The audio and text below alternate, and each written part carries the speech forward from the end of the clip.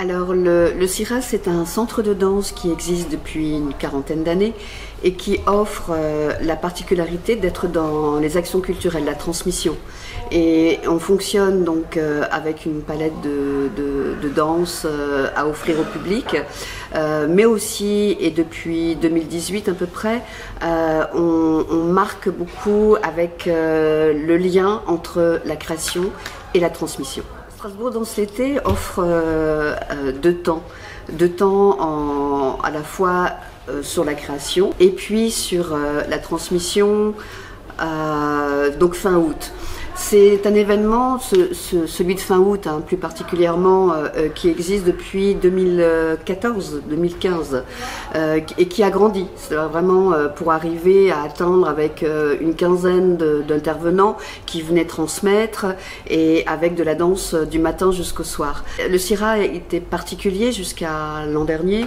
On est plutôt une structure nomade et donc on travaille avec différents partenaires.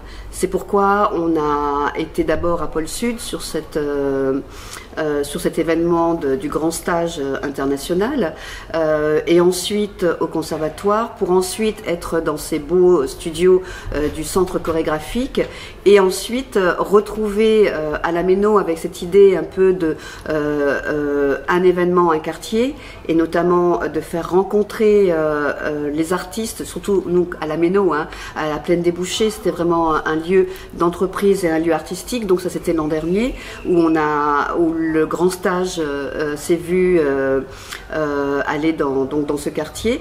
Et cette année, on a un nouveau partenaire et on est très content parce que là, ça change un petit peu parce qu'on a pu faire autre chose. Donc ce nouveau partenaire, c'est le centre... le centre social et culturel du Fossé des 13 et avec qui on a quelques projets et on espère peut-être poser nos valises pour les années à venir. Ces trois mots, s'initier, s'enrichir et approfondir, c'est vraiment le leitmotiv du CIRA. C'est-à-dire qu'on sait qu'on a la possibilité, donc, si on ne connaît pas la danse, de s'initier.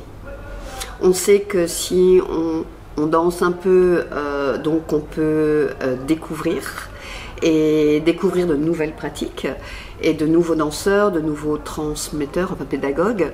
Et si on est bon danseur, voire professionnel, on peut s'enrichir et on peut vraiment approfondir le travail.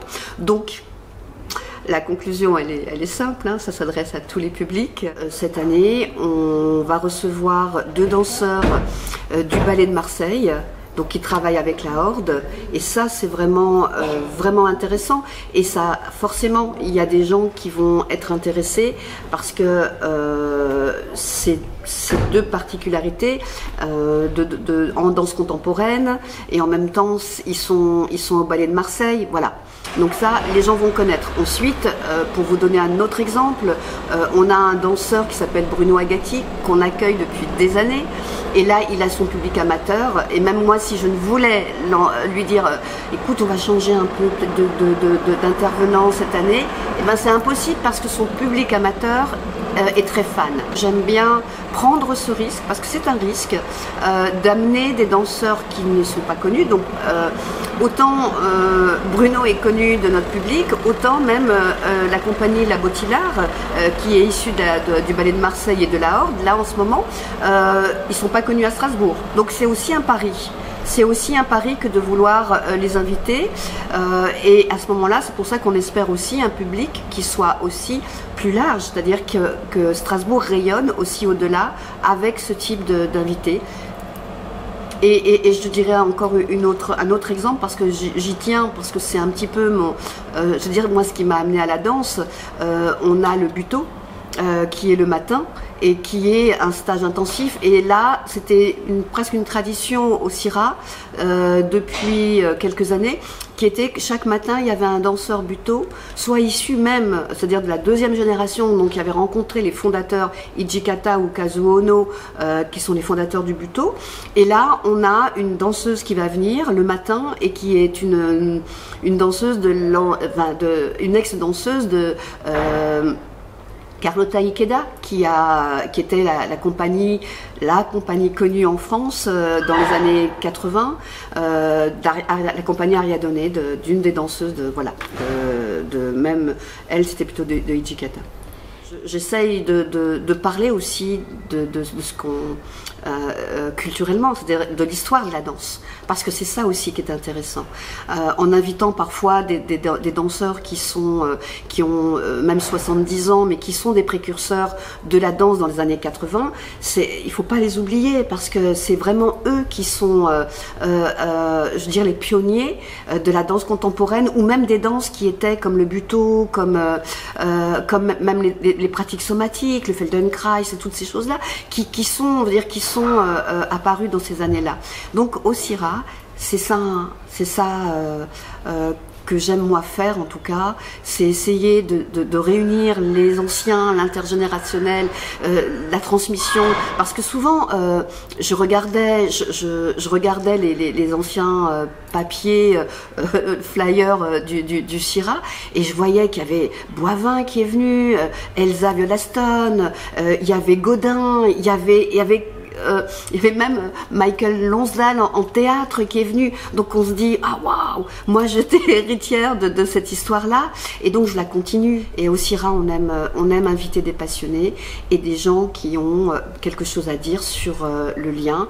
Et je leur demande toujours, hein, que ce soit au théâtre, que ce soit avec la marionnette, le lien entre le corps et leur pratique. Grâce à ce partenariat avec le Fossé des 13, on a pu imaginer ensemble aussi la question de l'émergence, mais de l'émergence qui n'est pas encore totalement reconnue, connue même, simplement des jeunes artistes qui ont envie de se produire, et parfois c'est une première fois à ce niveau-là, ou même, je dirais, ils viennent de loin même. Donc ça, c'était un projet qu'on a souhaité mettre en place et profiter d'avoir un plateau et d'offrir à des jeunes compagnies, à des jeunes artistes en voie de professionnalisation, de pouvoir montrer leur spectacle, avoir des retours sur leur spectacle, et peut-être voir comment on peut les accompagner sur un montage de projet, sur monter sa compagnie.